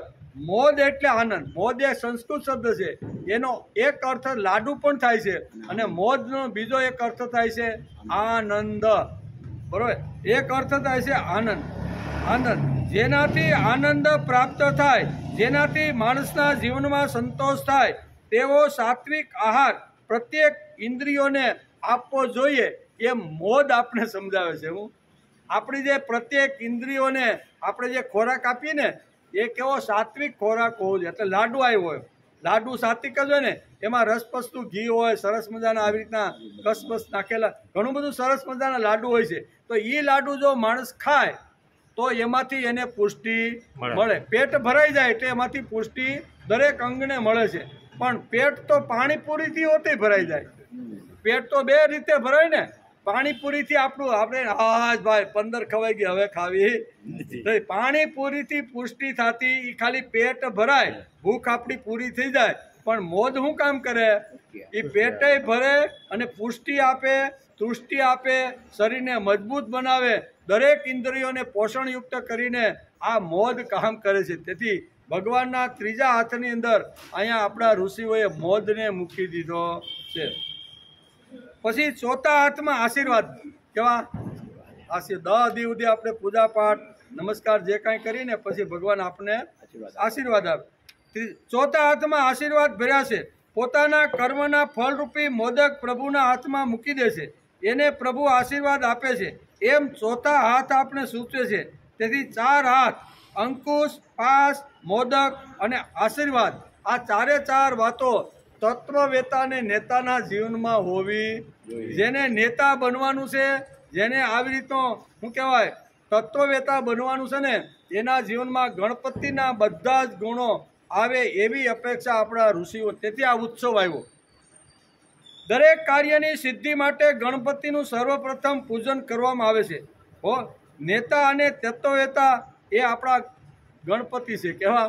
આપણો જે ધાર્મિક નેતા હોય અથવા આવી તો સામાજિક નેતા હોય ને એ આપણો ગણપતિ છે. તો ગણપતિની પાસે કેવી રીતના ગુણો છે એ જ બધા ગુણો નેતા અને તત્વવેતાની પાસે હોય તો જ ખરો આપણો એ નેતા આપણે યોગ્ય રસ્તા ઉપર ને યોગ્ય જગ્યાએ લઈ જાય. ગણેશ ચતુર્થીને દિવસે આપણે જે ગણપતિને લાવીએ છીએ તે ગણપતિનું વિસર્જન આપણે અનંત ચતુર્દશીના દિવસે કરીએ છીએ. એટલે આપણે લાવ્યા ધામધૂમથી કેટલો ખર્ચો કર્યો, પછી એને કેટલા ટપાક ટીપક જે કાંઈ માળા જે કાંઈ કરવાનું કેટલો ખર્ચો કરીએ. ગણપતિની મૂર્તિ તો આવી છે, મૂર્તિ આવ્યા પછી 5-25 હજાર લોકો કરે. અહીં તો હું પણ મુંબઈમાં તમે જાઓ ને એ કરોડો રૂપિયાનો ખર્ચો કરે. કેવો? હવે એક આવી રીતની સરસ મજાની મૂર્તિ આપણે લાવ્યા, પધરાવી, 10 દિવસ એનું આરતી પૂજન એને નમસ્કાર જે કાંઈ કરવાનું કર્યું અને 10મે દિવસે એને જ પાછા પધરાવી દેવાના. શા માટે? આ બધું હુકામાં ભાઈ? આટલા સરસ ભગવાન હોય તો સોસાયટીમાં કે ભાઈ આ વર્ષે તારા ઘરે તું રાખી જ લે, તારી ઘરે પૂજા કરી. આવું ન હાલે. બીજે વર્ષે વળી બીજાને કે ના ના ગણપતિ લાવો હું લઈ લઈશ, બરોબર ને? તો એ ન હાલે. ના ના, પણ એને ડૂબાડવાના. ક્યાં? પાણીમાં ડૂબાડીને. તો આવું હુકામાં ભાઈ? ઋષિઓએ આવું આપણે કે 10 દિવસ સુધી પ્રાણ પૂરીને માણસે એની ભક્તિ કરી, એને નમસ્કાર કર્યા, એને ભોગ ધર્યો, જે કાંઈ ધર્યું ને આવું દિલ અને દિમાગથી ભગવાન ઉપરની આવી રીતની અનેક પ્રકારની જે કાંઈ આપણી જે વાતો હતી ને ભગવાનના ચરણમાં આપણે મૂકી દીધી. અને 10મા દિવસે ભાઈ પાછા એ જ ભગવાનને ઉપાડવાના, જેને લાવ્યા હતા વાજતે ગાજતે એને જ વાજતે ગાજતે પાછા ખલાસ કરવાના. ડૂબાડવાના એટલે ખલાસ જ કરવાના ને, મારવાના. બીજું હું? આ જ અર્થ થાય ને. પણ આવું શા માટે ભાઈ? તો ભારતીય સંસ્કૃતિમાં બહુ સરસ રીતે આ બધી વાતો છે ને. પાંડુરંગ શાસ્ત્રી દાદા પોતાના પ્રવચનમાં આ વાત બહુ સરસ રીતે સમજાવે છે કે લાવવાના, પૂજા કરવાની, નમસ્કાર કરવાના, પ્રસાદ ધરવાનો અને એકદમ નાચવાનું, ગાવાનું, કૂદવાનું અને પછી 10મા દિવસે વિસર્જન. શા માટે? તો દાદા આપણે સમજાવે છે કે ગણેશ ચતુર્દશીના દિવસે આપણે ગણપતિને લાવીએ છીએ, તે ગણપતિનું વિસર્જન આપણે અનંત ચતુર્દશીના દિવસે કરીએ છીએ. જે સગુણ સાકાર રૂપે અમે જે લાવ્યા હતા, હવે અમારે એને નિર્ગુણ નિરાકારની અંદર જોવાના. હવે મૂર્તિ વગર પણ અમારા મનની અંદર અમે ગણપતિની મૂર્તિ મનમાં અમે ઊભી કરી શકીએ. હવે અમને મૂર્તિની પણ જરૂર 10 દિવસ સુધી અમે એટલી મોટી સાધના કરી, એટલો મોટો પ્રયત્ન કર્યો, એટલી બધી ભક્તિ કરીને કે 10 દિવસની અંદર ભગવાન ગણપતિના જે કાંઈ અવયવ હતા ને એ અમારી બુદ્ધિમાં બરોબર ફિટ થઈ ગયા છે. હવે ગણપતિ હોય કે ન હોય, પણ સવારે અમારે જ્યારે સાધના કરવા માટે 11સના દિવસે બેસીને ત્યારે આબેહૂબ ગણપતિના હાથ, ગણપતિના કાન, ગણપતિના કાન જે બધા હાથ છે, પગ છે, જે કાંઈ છે ને એ આબેહૂબ, એટલે એને કહેવાય નિર્ગુણ નિરાકાર. શરૂઆતમાં લાવ્યા એને સગુણ સાકાર કહેવાય અને પછી નિર્ગુણ નિરાકારની અંદર એનું વિસર્જન કરવાનું હોય છે. તેથી અહીં ઘણા કે ને આ અક્કલ વગેરેના છે કે લઈ આવવાને હવે ડૂબાડે છે. ઘણા કે ને અમને એ કે પેલા લાવવાનો ધંધો કર્યો, ખર્ચો કરીને હજારો રૂપિયા ખર્ચા કર્યા અને હજી પાછા પાણીમાં ડૂબાડવા જાય. તેથી અનંતમાં સાકાર ને નિરાકાર અને સગુણ ને નિર્ગુણમાં વિલીન કરવાનો દિવસ એટલે અનંત ચતુર્દશી. અત્યાર સુધી રહ્યા, પૂજા કરી, સગુણ સાકાર રૂપે હતા. હું સામાન્ય માણસનું સીધું મન કાંઈ નિર્ગુણ નિરાકારમાં કોઈ દી બેસે નહીં. નિર્ગુણ નિરાકારમાં જો મનની અંદર જો એને બેસાડવા જાય ને તો એ કોઈ દી આપણું એ તો ઋષિ આફડા થઈ ગયા ને એવા લોકો એની ઉપાસના કરે ને તો એ બરોબર છે. આપણા જેવા સામાન્ય માણસને સગુણ સાકારની ઉપાસના હોય તો સગુણ સાકારની ઉપાસના આપણે 10 દિવસ કરી. 10 દિવસ મન મૂકીને એના બધા જે કાંઈ ગુણ હતા, એના અંગ હતા, એ મારા મન અને બુદ્ધિમાં ફિટ કરવાનો મેં પ્રયત્ન કર્યો. હવે મને ગણપતિની મૂર્તિ પણ જોતવી નથી, એના વગર પણ હું ગણપતિ બાપાને, ગણપતિ ભગવાનને મારા મગજની અંદર સ્થિર કરી શકું. આ સ્થિતિ ઉપર લઈ જવા માટે આપણા ઋષિએ કીધું કે ભાઈ તમે એનું વિસર્જન કરો. એટલે સગુણમાંથી નિર્ગુણ, બરાબર, અને આકારમાંથી નિરાકાર, આ બે વાતો આપણે આ ઉત્સવ સમજાવે. પહેલાં આકાર હતો, આકારમાંથી હવે નિરાકાર, એટલે હવે આકારની જરૂર નથી. પહેલાં સગુણ રૂપે આજે અમે લાવ્યા છીએ અને 10 દિવસ પછી અમે એને ડૂબાડીને નિરાકાર રૂપની અંદર વિલીન કરી દઈશું. તેથી ટૂંકમાં ગણપતિનું વિસર્જન એટલે વિરાટની પૂજાનો આરંભ. હવે ખાલી મૂર્તિમાં મારે જોવા, આખા વિરાટની ઈશાવાસ્ય ઇદમ સર્વમ છે ને એની અંદર જોવાની દ્રષ્ટિ આપણે આ ઉત્સવ આપે છે. તેથી ટૂંકમાં ગણપતિનું વિસર્જન એટલે વિરાટની પૂજાનો આરંભ. બધામાં ભગવાન જોવાનું આપણા માટે કદાચ કઠણ હોય, પણ બધા ભગવાનના છે એ તો આપણે સંબંધ બાંધી શકીએ ને. બધામાં કદાચ ભગવાન દુશ્મન હોય ને આપણું કરી નાખ્યું હોય, હવે એમાં કેમ ભગવાન છો, બરાબર ને? એને તો આપણે દુશ્મન જ દેખાતો, પણ છતાંય વિરાટની અંદર ભગવાનને જોવાનો પ્રયત્ન કરવો જોઈએ. ઘરે ગણપતિ લાવી તેમનું પૂજન કરવાની પ્રથા તો પહેલેથી જ ચાલતી આવી છે, પણ શુભ પ્રસંગોમાં આપણે તો એનું વર્ષોથી પૂજન ઘરે કે કોઈ આપણા સુપ્રસંગમાં કરતા જ રહેલા છે. ઘરે ગણપતિ લાવી તેમનું પૂજન કરવાથી પ્રથા તો પહેલેથી જ ચાલતી આવી છે. શુભ પ્રસંગમાં આપણે પૂજન કરીએ છીએ. સાર્વજનિક ગણોત્સવનો પ્રારંભ એકતા અને સંગઠનની ભાવના આપને સમજાવે. મૂળ મુદ્દો અહીંયા આવી ગયો. નકર દરેક માણસના ઘરમાં ગણપતિ તો હોય જ, અને ગણપતિનું પૂજન તો થાય ને થાય. તો જાહેરમાં લાવવાનું કારણ શું છે? તો આજથી ઘણા વર્ષો પહેલાં આપને જ્યારે આઝાદી નહોતી મળી ને, એ વખતથી આ જાહેરની અંદર ગણપતિને લાવવાનો આવો શુભ પ્રસંગ આપણા જે નેતાઓ હતા ને, રાજનીતિજ્ઞ, એણે નક્કી કર્યું કે અંગ્રેજો આપણને જાહેરમાં આપણી સભા કરવા દેતા નથી. તેથી ધર્મના નામે આપણે આ બધું જો કરીને તો એને ધર્મ સામે કોઈ વાંધો નથી. તેથી મૂર્તિને લાવ્યા વચ્ચે અને પાછળ જે કાંઈ મિટિંગો, મોટો મંડપ બનાવે અને પાછળ મિટિંગો કરી અને આજે ક્યાં અંગ્રેજને ખતમ કરવાનો છે, કઈ ગાડીને આપણે બોમ્બ ફેંકવાનો છે, એ બધું આ ક્રાંતિવીરો છે ને, એ ગણપતિની મૂર્તિની પાછળ આવી રીતના 10 દિવસ સુધી આયોજન બધું કરતા હતા. તેથી જાહેરની અંદર આવી એક્ય અમારા રાષ્ટ્રને અમારા જંજીરની બેડીમાંથી અમારે છોડાવવાનો છે. તેથી આ કાળથી એક જાહેરમાં આવ્યું, નહીતર ઘર સુધી ઘરે લાવે, પૂજા કરે અને કરીએ જ છીએ આપણે. તો જાહેરમાં અહીંયા એકતાની વાત કરે છે કે એકતા અને સંગઠન ભાવ માટે જાહેરની અંદર આ મૂર્તિ આવી. ધ્યેય મૂર્તિ, જ્ઞાન મૂર્તિ અને મંગલ મૂર્તિ ગણેશ નેતા અને તત્વવેતાને માટે આદર્શ રૂપ છે. તેથી આજે આપણે ગણપતિ દાદાને નમસ્કાર કર્યા અને કે તમે 10 દિવસ સુધી અમારા મહોલ્લામાં રહ્યો, અમારી સોસાયટીમાં રહ્યો, અમારા એપાર્ટમેન્ટની નીચે રહ્યો. અમે રોજ મનથી, શરીરથી જેની અનુકૂળતા એ પ્રમાણે રોજ અમે નમસ્કાર કરી અને તમારી અંદર અહીંયા જે ગુણો છે ને એ ગુણો અમારી અંદર લાવવાનો અમે પ્રયત્ન કરી. એમ કરી અને આજના ઉત્સવને આપણે પૂરો કરી. શ્લોક પણ બોલી લઈ ને? હા, બધા બોલજો. વિઘ્નેશ્વરાય વરદાય સુરપ્રિયાય લંબોદરાય સકલાય જગદ્વિતાય નાગાનનાથ શ્રુતિયજ્ઞ વિભૂષિતાય ગૌરી સુતાય ગણનાથ નમો નમસ્તે. ગૌરી સુતાય ગણનાથ નમો નમસ્તે. ગણપતિ દાદા પ્રાર્થના પ્રાર્થના કરવાની છે.